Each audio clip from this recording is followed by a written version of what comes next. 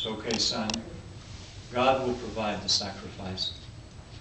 And so they journeyed on and came to the top of the mountain where there was a place of an altar that was prepared. And as they came to the altar, Isaac found himself discovering what his father meant. And to his something of surprise, realized that he was to be the sacrifice. Amazingly, he, in obedience to his father, laid down the wood for the fire and the coals for the fire, submissively placed himself up on the altar, even though he had all of the physical strength that he could have easily overcome his aged father. Now, Abraham comes with his knife and draws his knife in preparation to slay his son, to offer him as a sacrifice to God. In obedience, in response to him. Just as he was preparing the knife and bringing it down to slay his son, an angel of the Lord appeared.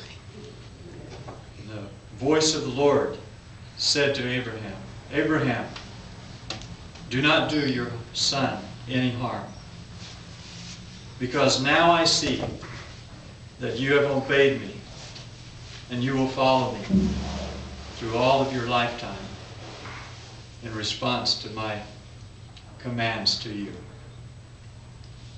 Abraham looked, and over at the side he saw there was a ram, an animal whose horns were stuck in the thickets, couldn't get away. He was trapped. And Abraham realized, oh, God, thank you. You've provided a substitute. You've provided a substitute for my son, even a substitute for me and for all humanity.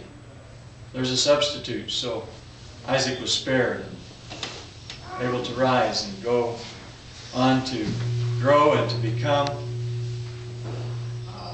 the offspring who would, through him, bring great, great blessing to multiply millions of others. So the ram then was freed from the thicket. God had provided. The name of God is referred to in the Hebrew language. One of his many, many names is Jehovah Jireh.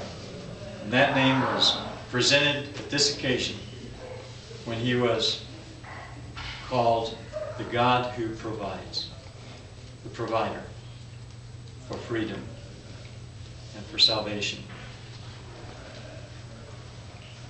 So we give our actors a good thank you.